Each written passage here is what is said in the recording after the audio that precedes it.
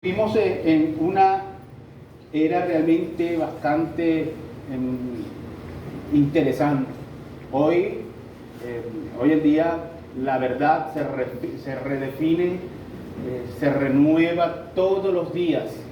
Y eso, aunque suena muy bonito, realmente es un peligro para la iglesia y es un peligro para la familia. Así que hay una alerta en cuanto a lo que es la identidad de la familia, porque en ese afán del mundo de todos los días querer redefinir el concepto de la familia, entonces pareciera que los valores y los principios bíblicos y los principios originales en cuanto a la familia diseñados por Dios hoy en día se están perdiendo.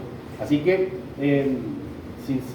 ciertamente estamos viviendo una crisis de identidad. Una crisis de identidad. Hoy, por ejemplo, la familia está siendo edificada bajo la idea del mundo. Con este auge de la tecnología, de las redes sociales, del algoritmo, pues la familia se viene convirtiendo como en un medio digital. En esta rapidez y en esta practicidad que ahora vemos en todas partes. Por allí estaba escuchando un chiste acerca de Farmatodo, porque ahora usted va a Farmatodo y ya ni siquiera hay cajeros, ahora uno mismo se tiene que meter en un sistema y pagar, y entonces alguien decía, lo que nos falta es que nos pongan a hacer inventario y que nos pongan a ponerle los precios ahí a los productos, pero ya todo lo hacemos nosotros. Bueno, en ese afán del mundo, de la practicidad, hermano, la familia se está convirtiendo como en una empresa que produce. ¿Okay? Pero también en esa disparidad y en esa frialdad, en esa apatía que hay en cuanto a las relaciones y en cuanto al afecto, esa distancia que ocurre muchas veces. Usted no ha visto que las redes sociales y el Wi-Fi nos unen con las personas que están lejos, pero nos separan con las personas que tenemos cerca.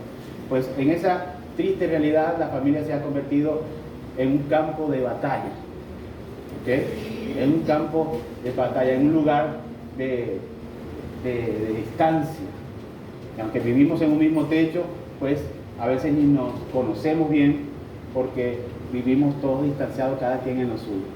Y por supuesto, la iglesia no se escapa de esta situación, de esta triste realidad, mis hermanos. La iglesia y las familias cristianas se han convertido como en un grupo religioso simplemente, algo que se da de manera automática, de manera religiosa, y eso es bastante lamentable. Sin embargo, no podemos nosotros como iglesia dejar que esto ocurra así, y para que podamos entonces ver nuestras familias realmente fortalecidas y edificadas de acuerdo al diseño original de Dios, precisamente tenemos que dejarla de ver bajo la lupa o la lámpara de este mundo. No podemos ver a la familia bajo la cultura que hoy estamos nosotros experimentando en este mundo, sino que tenemos que ver a la familia de acuerdo al diseño original. Ver si nosotros, por ejemplo, queremos construir un edificio y pensamos hacerlo sin el plano de construcción, esa construcción va a ser terrible, ¿verdad que sí? Si pretendiéramos nosotros construirla, nuestras familias, sin el plano del arquitecto que es Dios, entonces simplemente lo que vamos a hacer lo que va a salir de allí es algo terrible. Es algo terrible, mis hermanos, porque estaremos construyendo algo de acuerdo a como el mundo nos lo quiere hacer ver. Y por más sociología, por más psicología, por más argumentos, por más estudios, por más ciencia de este mundo, el hombre nunca podrá entender realmente cómo funciona exactamente la familia, porque fue Dios quien la diseñó. Y si Dios fue quien la diseñó, Él sabe cómo funciona. Así que, hermano, mi intención esta mañana es que nosotros podamos ver a través de la palabra del Señor cómo la familia debe ser vista de acuerdo al diseño original, pero sobre todo que podamos tener un concepto en cuanto a la familia que parta del principio de la palabra del Señor y tomar acciones contundentes, hermano, para que nuestras familias estén resguardadas de la crisis que nosotros estamos viviendo. En este sentido, mis hermanos, quiero pedirles en este día que podamos ir a la palabra del Señor. Voy a invitarles que por favor se ubiquen allí en Josué, el libro de Josué, capítulo 24. Josué, capítulo 24.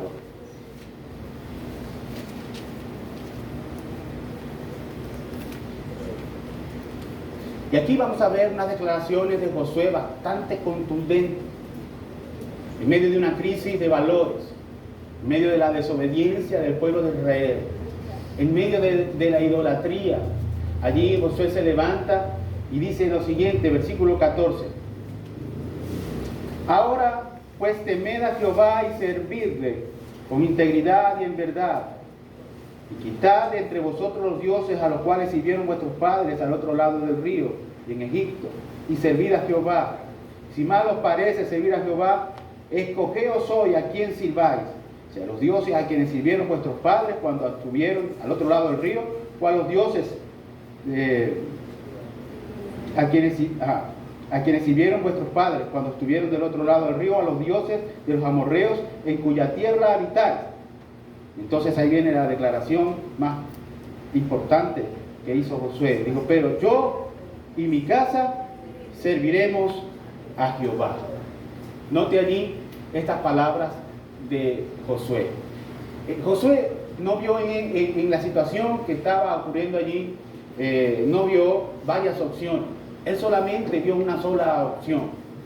A pesar de que él le dijo al pueblo de Israel, escojan a qué dioses van a servir, escojan el camino que ustedes quieren tomar.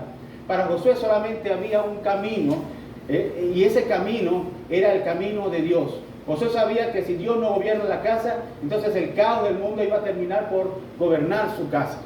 Así que Josué estaba claro en la necesidad de levantar un cerco para proteger a su familia. Por eso él da esta declaración, pero yo y mi casa serviremos a Jehová. Así que él no esperó a que Israel se convirtiera, a que Israel cambiara de parecer. Él simplemente decidió, marcó la pauta, tomó la decisión en el momento, fue contundente. Y él dijo, pero yo en mi casa.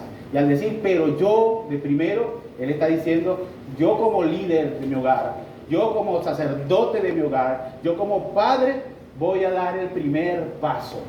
Y mi familia vendrá detrás de mí. Yo los guiaré y los llevaré ante la presencia de Dios. Y sabe una cosa, esa palabra que usa allí Josué cuando dice serviremos, ese servir indica una adoración continua y permanente a Dios. Indica un servicio constante y sólido, genuino, verdadero hacia Dios. Así que no está hablando allí de que en mi casa y yo de vez en cuando, dominicalmente, vamos a ir a un culto. Él no está diciendo esto. Lo que sí está definiendo aquí, hermanos, es que la familia es un culto que no termina. Si la familia, si el propósito es servir a Dios constantemente y permanentemente, adorar a Dios de corazón, entonces podríamos definir a la familia como un culto que no termina. ¿Usted ha sentido alguna vez que querer estar aquí en un servicio que no va a terminar, que no termine temprano, por lo menos? Yo conozco muchas personas que van al culto y cuando termina se quedan una hora conversando. Yo les digo, ustedes como que no quieren irse para su casa, si quieren hacemos otro culto, porque a veces queremos quedarnos más tiempo, ¿verdad? Aunque siempre hay unos que se van media hora antes, o duran un ratito, o no quieren venir. Ahora imagínense estar en un culto que no termine. Bueno, cuando hablamos de la familia y cuando hablamos de que el propósito de nosotros como padres es llevar a nuestra familia a adorar constantemente a Dios, deberíamos tener la idea de un culto que no termina. Cuando levantamos un altar de adoración a Dios dentro del hogar, no se trata de leer la Biblia de vez en cuando, No se trata de poner una Biblia grande en un atril como este, en la sala de nuestra casa, como el Salmo 91, el Salmo 92, Salmo 90, Salmo 145, Salmo 150, Salmo 23, Salmo 24, y entonces tenerlo como un amuleto allí y decir, bueno, en mi casa ellos estamos siguiendo al Señor, porque ya tenemos la Biblia abierta. No se trata ni siquiera de orar ese telegrama que le enviamos al Señor cada vez que vamos a comer, ¿verdad? Pues gracias, Señor, por el alimento, y ¡plum!, le metemos el primer mordisco. Ni siquiera se trata de esto. Aquí se trata de tener un estilo de vida, de poder ofrendarle a Dios nuestra vida como una ofrenda viva y agradable y santa, no de vez en cuando, sino todos los días. Así que cuando hablamos de algo que es constante, hablamos de un estilo de vida, hablamos de una manera de vivir, una manera de ser, que entonces vaya conforme a ese sentido de adoración, el cual Dios nos está exigiendo en su palabra. Así que lo que hizo Josué fue tomar allí una decisión, no como una opción que pudiera él elegir, ¿cuál opción voy a coger? No, él sabía que era la única opción que podía tomar. Por lo tanto, mis hermanos, tenemos que entender que el hogar, aun cuando está pasando por una crisis de identidad, nuestro deber, hermanos, es levantarnos como Josué, levantarnos con voluntad, con determinación, hermanos. Y para que esa declaración no sea simplemente un cuadro que se coloca en una pared, para que pase de ser un simple cuadro a una realidad en el corazón, hermanos, nosotros tenemos que confrontar la tiranía de la indecisión.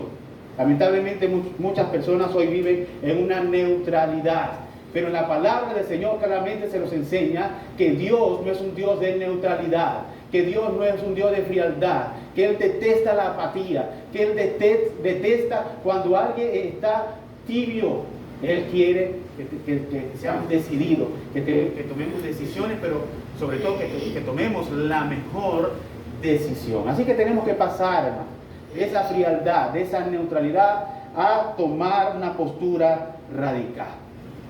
Por eso Josué le dice al pueblo de Israel: escojan a qué dioses van a servir.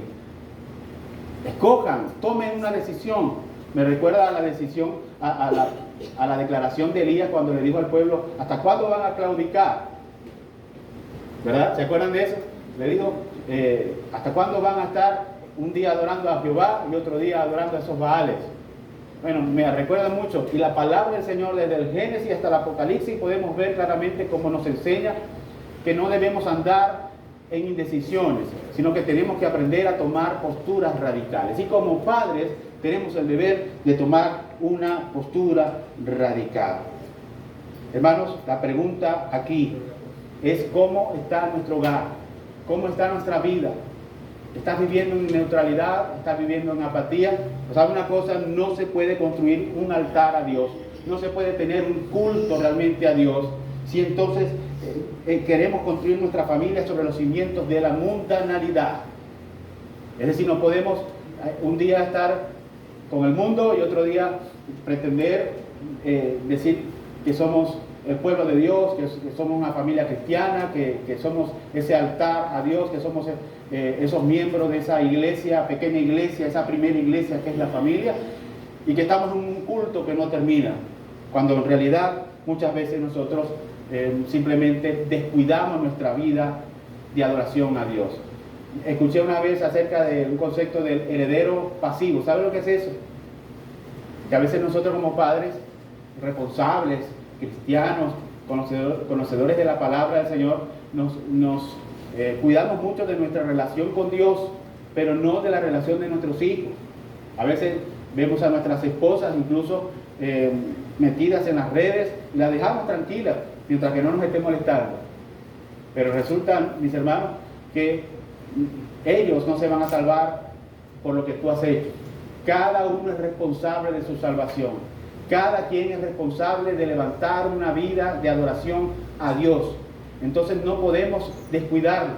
Muchas veces nosotros estamos encerrados en nuestros cuartos, orándole al Señor. Nuestros hijos están viendo quién sabe Dios qué cosas en las redes sociales y encerrados en sus cuartos viendo la televisión o metidos allí en su teléfono, y nosotros ni siquiera sabemos lo que están haciendo. Así que tenemos, hermanos, que tomar decisiones radicales, y en esa decisión pasa, hermanos, por ser responsables de nuestra familia de manera total y poner límites, mis hermanos. ¿De qué vale que nosotros tengamos una casa hermosa? ¿De qué vale que nosotros tengamos una casa llena de tecnología, de aparatos que son de última generación, con muebles hermosos, bien pintaditas, y que en el momento de la tormenta abramos las puertas y las ventanas y dejemos que el viento, que el frío, que el agua, que el polvo se meta a la casa? Por más que protejamos, queramos proteger a la familia, si las puertas y las ventanas de nuestro hogar están abiertas, nuestra familia se va a ver afectada. Así que hablar de puertas cerradas, hablar de ventanas cerradas, es poner límites claros sobre nuestro hogar. ¿Qué contenido estamos viendo? ¿Qué cosas estamos dejando entrar? ¿Qué están viendo nuestros hijos? ¿Qué conversaciones estamos teniendo? Cerrar las puertas significa entonces, mis hermanos, establecer límites. Y cuando hablamos de tomar posturas radicales dentro del hogar, tenemos entonces un llamado que nos hace la palabra del Señor. Hermanos, de poder poner límites. Los límites son necesarios. Debemos cerrar las puertas y las ventanas del hogar a esas cosas que no convienen. Si dejamos entonces que sea el mundo que gobierne nuestro hogar, entonces va a haber un caos. Si no establecemos a nuestro Señor como el rey de nuestra casa, la cultura, hermano, va a terminar por ser entonces quien la gobierne. De tal manera, mis hermanos, que como lo que no se consagra a Dios, entonces se le entrega al mundo por defecto, nosotros tenemos que hoy tomar posiciones radicales de ser responsables de nuestro hogar, de poner límites y decir, como dijo Josué, mi casa y yo serviremos a Jehová. ¿Cuántos están dispuestos a decir, así como dijo Josué, mi casa y yo serviremos a Jehová? Y una vez que ese altar, ese culto ha comenzado, está instalado allí en nuestro hogar, hemos levantado ese altar, entonces tenemos, hermanos, el desafío de que ese fuego siga ardiendo, de que ese culto no termine, de que esa pasión por adorar a Dios sea realmente genuino y sea constante y no se acabe. Y para eso, hermanos, tenemos que establecer un ambiente cristocéntrico dentro de nuestro hogar. ¿Sabe lo que es tener un ambiente cristocéntrico? ¿Sabe lo contrario a esto es el humanismo que estamos viendo hoy en el mundo? El egocentrismo, la felicidad basada en nuestras propias necesidades, en nuestros propios argumentos, en nuestros propios razonamientos. Sin embargo, la palabra del Señor nos dice que debemos tener un lugar donde Cristo sea el centro, donde Cristo sea realmente suficiente para nosotros. Un hogar que, aunque no tenga las comodidades tecnológicas o los muebles esos preciosos y de últimas generaciones, nosotros podamos sentirnos con esa plenitud de que tenemos a Cristo en nuestras vidas. Y Colosenses capítulo 3, versículo 16, dice que la palabra de Dios debe morar abundantemente en nosotros. Dice, abunde en nosotros, en toda sabiduría, enseñándonos y exhortándonos en todo. Y ese término que dice allí, en toda sabiduría, está relacionado a todas las situaciones de nuestras vidas. Cuando la palabra de Dios es abundante, no simplemente ese versículo que nos aprendemos para que nos pongan una estrellita allí en la escuela dominical, sino que en verdad estamos estudiando y estamos dejando que la palabra de Dios esté de manera generosa en nuestras vidas, que el aprendizaje sea realmente rico, sea realmente profundo. Cuando entonces estamos allí metidos, allí en la palabra del Señor, entonces tendremos esos recursos y esa capacidad de poder sobrellevar las circunstancias de nuestras vidas. Porque cuando nosotros vamos a la palabra del Señor para conocer al Dios de la palabra, entonces nuestro carácter, nuestra personalidad empieza a ser transformada, nuestra vida, nuestra conducta todo empieza a ser transformado. Y eso es lo que Dios quiere, que nosotros a través de la palabra y un ambiente cristocéntrico podamos ser transformados conforme al carácter de nuestro Señor Jesucristo. La pregunta aquí entonces es, ¿estás siendo tú transformado por el carácter de Cristo, por la palabra del Señor, conforme al carácter de Cristo? ¿Tu familia está experimentando cambio? ¿Estás tú comprometido con ese cambio? ¿Estás haciendo algo para que en tu hogar haya ese cambio, se produzca ese cambio? Me llama mucho la atención ese término, esa palabra hogar, que viene de un significado etimológico bastante importante relacionado a esto que estamos hablando. Hogar viene de hoguera, viene de fuego. Así que cuando hablamos de un hogar para Cristo, un hogar donde Cristo es el centro, ese hogar entonces debe ser un hogar como una llama que está ardiendo, que no se apaga, mi hermano, que no se extingue por cualquier cosa. Así que el llamado que la palabra del Señor nos dice es a crecer en nuestra vida devocional. Pero lamentablemente hoy vemos la vida devocional como simplemente como una carga legalista. Nosotros hacemos énfasis de que los hermanos, de que todos, desde los niños más pequeños hasta los adultos, hagan su devocional, tengan una vida devocional. No que lean un pasaje bíblico y una oración así corta, sino que podamos realmente ir a la palabra con pasión para conocer al Dios de la palabra, a ese Dios verdadero, a ese Dios que transforma nuestras vidas. Entonces, muchas veces ese llamado que hacemos es visto como más bien como una carga legalista. Ahí viene el pastor a exigirme, a pedirme, a ver si hice devocional. Ahí viene el líder de adoración, de música, a preguntarme si tengo vida devocional, hasta cuándo. Déjenme ser. Eso tiene que ser libre. Cada quien tiene que decidir si va a tener devocional o no. Hermanos, cuando vemos la vida devocional como una carga legalista, hermanos, no estamos entendiendo que la palabra de Dios es la fuente de vida. Es nuestra fuente de vida. Y si queremos vivir realmente a plenitud, tenemos que ir a la palabra.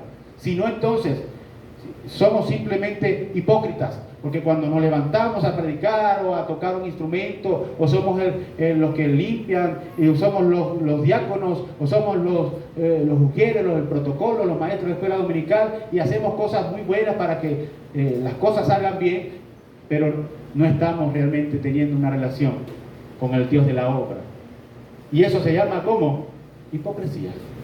O sea, de nada vale, hermano, que nosotros nos levantemos aquí y visiblemente hagamos tantas cosas, muy buenas por cierto, porque a veces somos los mejores para hacer algo allí, pero de nada vale que seamos los mejores en las cosas externas, pero en lo interior estamos vacíos, hermano.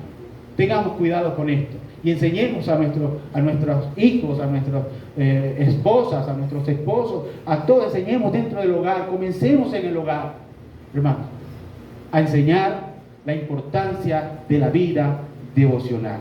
Debemos asumir entonces cada uno de nosotros, los que estamos aquí, el compromiso de crear un ambiente en el que Cristo sea el centro y lo más importante del hogar, no de alguna parte del hogar, sino de todo el hogar. ¿Ves? Como dije al principio, ¿no? ¿De qué vale que estés tú allí metido en tu cuarto orando al Señor y tus hijos están haciendo quién sabe Dios qué cosa? No, es como cuando nosotros le decimos al Señor: Señor, transforma mi vida, entra a la habitación de mi ser y transforma todo lo que hay ahí. A veces le entregamos al Señor nuestras casas, hablando analógicamente de nuestras vidas, ¿verdad? Pero decimos: Señor, pero este cuartico de Cheche me lo deja exactamente como está. Porque nosotros todos en la casa, casi todos tenemos un cuartico de Cheche. Y entonces acomodamos todo, limpiamos todo, y lo que vemos mal parado lo agarramos y vamos, lo tiramos en el cuartito de Cheche y cerramos bien la puerta y apagamos la luz. Y cuando viene un visitante, todas las puertas están abiertas, pero el cuartito de Cheche está cerrado. ¿Sí o no? ¿Sí o sí? ¿Verdad que sí? Yo pensaba que era solamente en mi casa. Bueno, a veces le decimos: Señor, limpia mi casa, ayúdame a tener la casa hermosa. Y cuando el Señor va a abrir el cuartico de Cheche, le decimos: no, déjame el cuartito de Cheche. En el cuartito de Cheche guardamos pecados ocultos, guardamos rencores, guardamos malas conductas, guardamos actitudes que a Dios no le agradan. Pero ahí las tenemos. para cuando algún momento la vamos a necesitar, las sacamos de allí y las usamos. Cuando tenemos que decirle 4 cosas al vecino, al familiar, a aquel que no te pagó, vamos al cuartico, sacamos la cuestión y vamos y lo usamos. Así somos nosotros.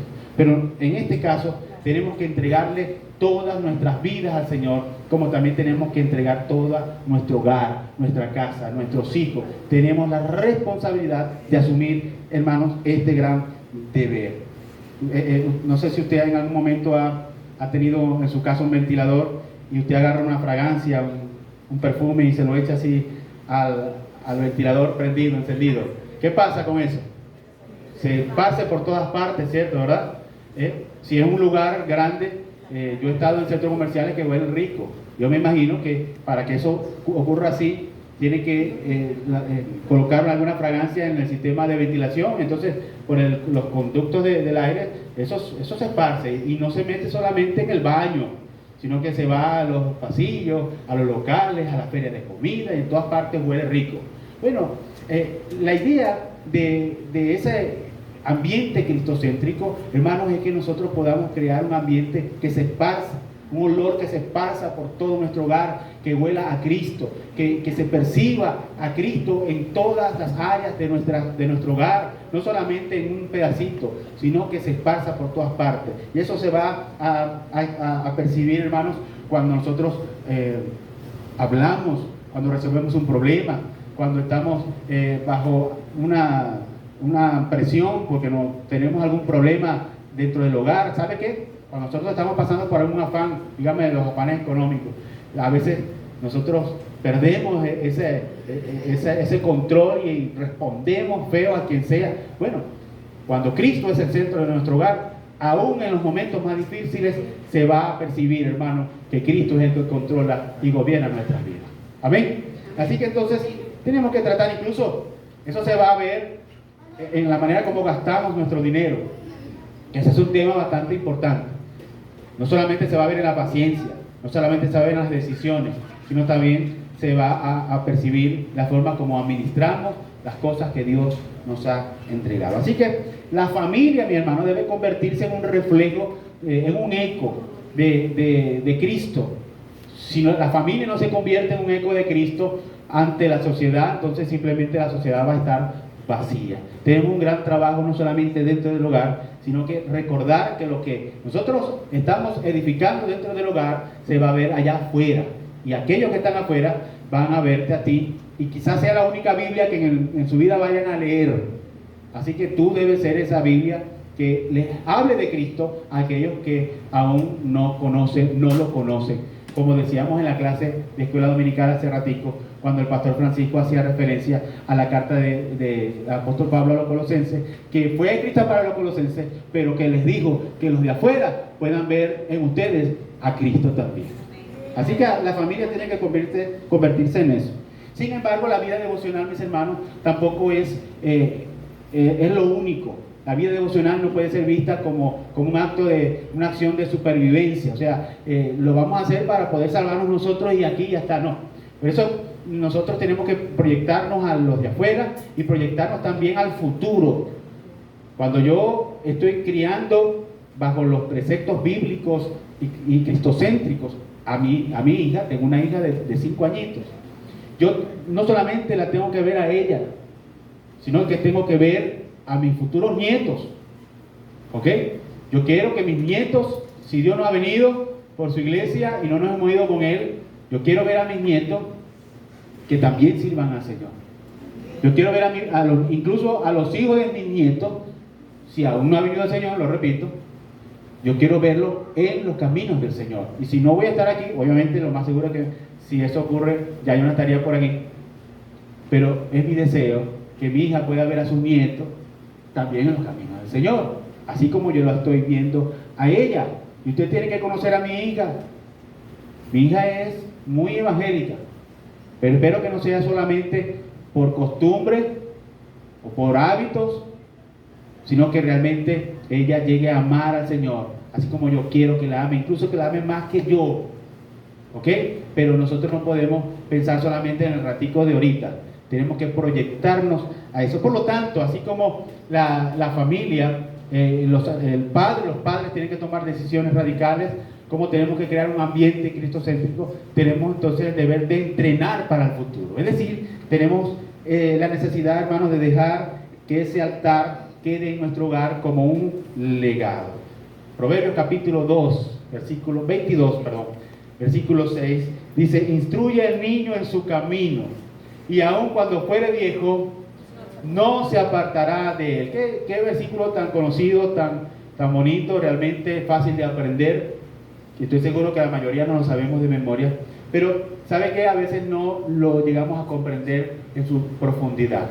Y tenemos la necesidad hoy, hermanos, de volver a esos consejos del sabio en los proverbios para entender el gran deber y compromiso que tienen los padres dentro del hogar. Ese término instruir que usa allí la palabra del Señor es un término bastante completo. No simplemente se trata de llenar algo o de dar información. A veces cuando hablamos de instrucción pensamos que solamente es absorber información, pero no se trata de esto, no se trata de llenar algo, un perón, un recipiente. Se trata, hermanos, de estimular, porque la palabra era usada para estimular a los niños recién nacidos para tener el deseo de amamantar. Ellos usaban esa palabra para referirse a un acto, a una acción de frotar el paladar con algún objeto allí, con algo, frotar el paladar de ese bebé para que entonces empezara a sentir la necesidad de succionar. Entonces se lo ponían al seno de la madre y él hacía lo demás. Al hacer eso, lo que estaban estimulando el deseo, el apetito del muchacho. Así que cuando la palabra nos llama a instruir, nos está diciendo que abramos el apetito, que estimulemos el apetito de los muchachos, de los hijos. Y ese es el trabajo más arduo y más importante que nosotros tenemos dentro del hogar. Porque, hermano, un día nosotros no vamos a estar allí. Lamentablemente un día no vamos a estar allí. Usted no puede seguir a sus hijos al colegio, al baño, a la casa de donde van a hacer el trabajito y así sucesivamente. Usted no va a poder estar allí 100%. Pero cuando usted crea en él, educa en él ese paladar espiritual, ese muchacho, donde quiera que esté, va a actuar de manera distinta. Ese muchacho va a actuar de manera diferente. Así que instruir no solo es llenar un vacío, sino es encender ese fuego sagrado, hermano. No se trata de obligarlo, sino de crear un apetito por las cosas de Dios en sus corazones. Ese es el llamado, la exhortación que nos hace la palabra cuando nos dice instruye al niño. Usted imagínese en un campo abierto lleno de nieve, que va caminando allí un hombre, un padre, y entonces cuando pisa, se va, como la nieve es bastante densa y profunda, está bastante espesa, se va ese hueco así con la pisada y llega hasta abajo. Entonces estira la pierna y vuelve a dar otra pisada y va dejando esos huecos allí. Y detrás viene el hijo, pequeñito. El niño simplemente mete su piernita en el hueco que dejó el padre, mete la pierna allí y estira la pierna bien arriba y la mete en el otro hueco y vuelve a pisar allí y va siguiendo entonces las pisadas, las huellas que dejó su padre. Hermano, nosotros tenemos que dejar esas huellas, crear esas huellas profundas para que nuestros hijos vayan caminando allí. Y cuando venga la situación difícil, nuestros hijos van a saber a dónde ir, porque usted ya lo enseñó, usted le mostró el camino. Así que la instrucción, hermanos, nos dice que no solo es dar información, sino que también es abrir el apetito espiritual de nuestros hijos. Pero esa instrucción no puede ser simplemente de palabra. A veces nosotros somos como aquellos que dicen, hagan lo que yo digo, pero no lo que yo hago. No, eso es hipocresía. Eso está mal. La instrucción debe ser a través del modelaje. ¿Y qué es modelaje? Es enseñar a través del ejemplo. Tenemos que aprender, mis hermanos, a que la instrucción en el hogar es a través del ejemplo. Los niños van a seguir su conducta, su actitud. ¿Cómo pretender enseñarle a los hijos de honestidad cuando estás hablando con tu esposa y tu esposa te dice, te está llamando el hermano fulano, que le pagué los $20? Decirle que ahorita estoy durmiendo, después yo me comunico con él. Tu hijo, qué chévere. ¿Qué está aprendiendo allí? ¿Qué le estás enseñando? O cuando te llega, estás viendo la serie en su mejor momento y te tocan la puerta y te dice tu esposa, el vecino que se le quedó el carro por batería, para que le hagas el favor de decirle que me dormí, decirle que estoy enfermo, y tú y yo te estás mirando. ¿Qué estaban aprendiendo los hijos allí? Igual como cuando los esposos están peleando allí y se contestan y se dicen groserías y cualquier cosa. ¿Y qué están aprendiendo nuestros hijos? Y le decimos, no uses todo el día el teléfono, y tú con el teléfono en la mano todo el día así. No uses el teléfono, caramba. Ya va. Entonces, ¿qué le estamos enseñando a nuestros hijos? Tenemos que enseñar, mis hermanos, si queremos que nuestros hijos puedan seguir nuestros pasos y llevarlos al mejor camino, esos pasos tienen que ser bien guiados. Tienes que conducirlos realmente a ese altar de adoración. Tienes que enseñarles lo que es una vida devocional. ¿Sabes qué? Mi papá me enseñó algo que yo lo practico. Mi hermano Francisco mencionó a mi papá, ahorita tienen casi 91 años. Y aún en su edad, cada vez que yo lo voy a visitar, hermanos, él está metido en así, con la Biblia. Lo veo metido en la Biblia. Él me enseñó no solamente el amor hacia la palabra, sino me enseñó el hábito, la constancia en la búsqueda del Señor, que a veces no queremos, ¿verdad que no? A veces no queremos, hermano. A veces tenemos el deseo de hacer otra cosa, de levantarnos y gastar el tiempo en otras cosas.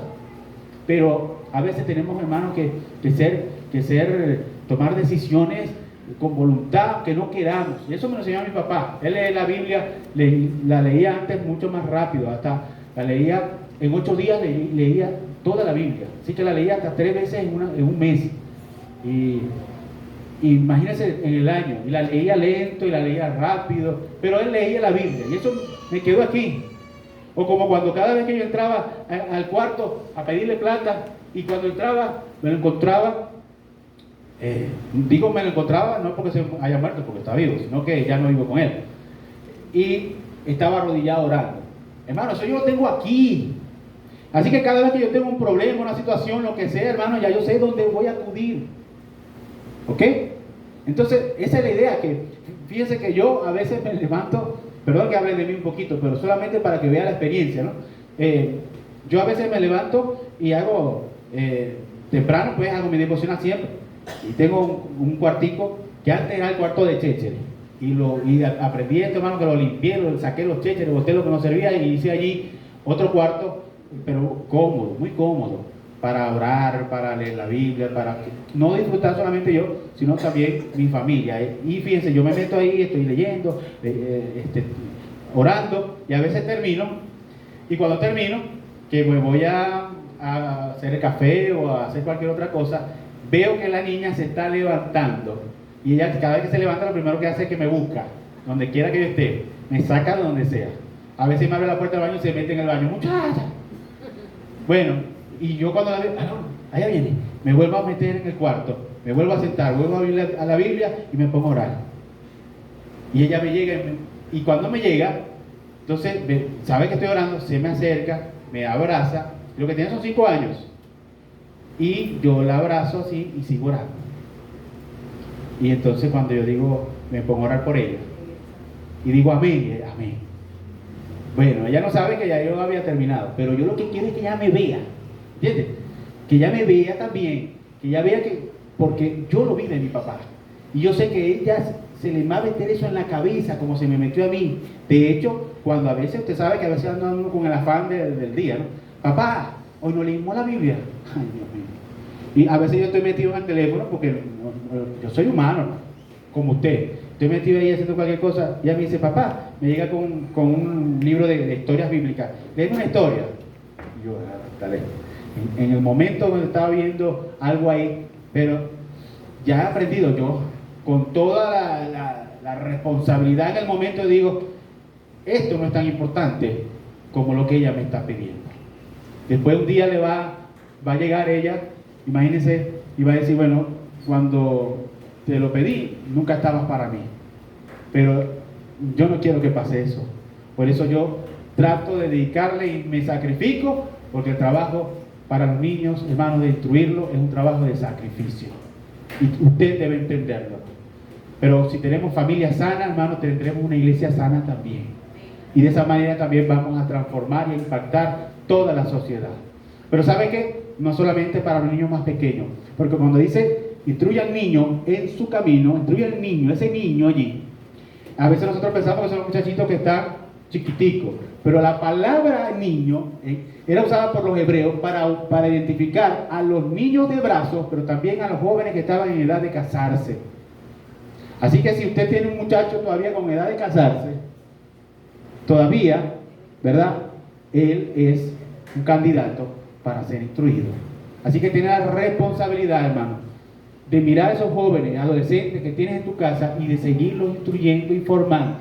Y la palabra misma dice que ese muchacho, a pesar de que son instruidos, a veces su necedad lo hace meterse otra vez o hacer alejarse de Dios, pero usted tiene que seguir adelante, fuerte. A veces tiene que aflojar un poco, pero la idea no es controlarles todo, sino pasar del control al acompañamiento.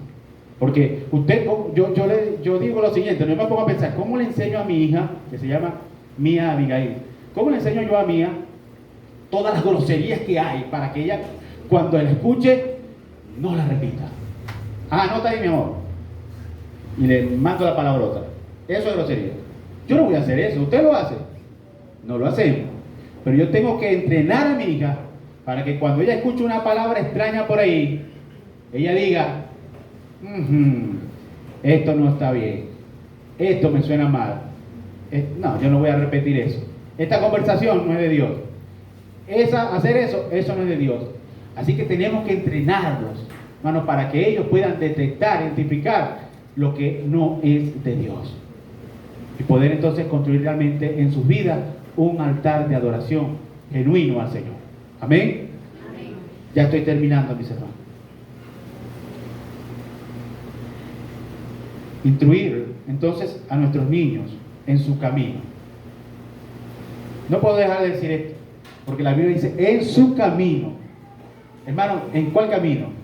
El camino, hermano, ahí se está refiriendo a que nuestros niños, nuestros hijos, tienen su propia personalidad, tienen sus propios talentos, tienen sus propias características.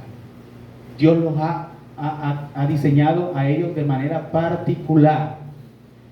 Pero tenemos la tarea de alinear esa personalidad, ¿verdad? Porque es su camino, no es el tuyo, es el de él. A eso se está refiriendo. Pero la tarea nuestra es llevarlos, alinearlos con el propósito de Dios. ¿Ok? Sí, tú eres un buen músico y vamos a trabajar eso, ¿verdad? Y vamos a instruirlo en el propósito de la alabanza, ¿ok? Hacia Dios, y de usar ese don, ese talento para el Señor. Y allí lo vamos llevando, en cualquiera sea su personalidad, su manera de ser, su conducta no, su personalidad, porque cada quien tiene su característica, su temperamento, pero todo eso hay que va unido al propósito de Dios, va creando entonces esa personalidad conforme al carácter de Cristo. Esa es la idea. Esa es la idea. Entonces podemos concluir de la siguiente manera. Hoy, en este momento, cuando estamos escuchando este mensaje, Dios no nos pide que seamos perfectos, sino que tomemos una decisión. Como dije hace rato, Josué no esperó a que Israel cambiara para marcar la pauta. Él dijo, yo y mi casa serviremos a Jehová. Él no dijo, bueno, cuando la cosa mejore, entonces vamos a ver cómo vamos a hacer la... No, él dijo, en este momento, cuando hay desorden, cuando hay un caos, cuando hay una crisis de identidad en esta nación, mi casa va a ser dedicada a Jehová. Y yo tomo la batuta aquí, la responsabilidad, doy el primer paso como el sacerdote de este hogar, de llevar a ese hogar ante la presencia del Señor. Si el hogar, hermanos, es un altar, si se convierte en ese culto que no termina a Dios, entonces cada miembro de la familia es una ofrenda viva para Dios. ¿Tú quieres entregarle a tus hijos como una ofrenda viva para Dios? Debes crear entonces ese altar de adoración. Ese culto debe ser un culto constante, permanente, un culto que no termina. Así que no sé cómo está ese altar en tu hogar, si ya terminó ese culto o si es intermitente, pero es tiempo de limpiar esas cenizas y volver a encender ese fuego, hermano, y de que esa llama de esa adoración, de ese altar hacia Dios, entonces arda de una manera maravillosa, hermanos, y que tengamos la disposición de mantenerlo vivo, que no se extinga, que sea realmente un culto que no termina. Yo titulé este mensaje así: un culto que no termina. Que ese hogar, entonces, sea realmente un culto para Dios, un culto constante, que no se termine jamás. Amén. ¿Cuántos comprometidos estamos aquí con esta gran labor de crear ese altar con el Señor? Pónganse de pie, hermanos, y vamos a orar al Señor, por favor.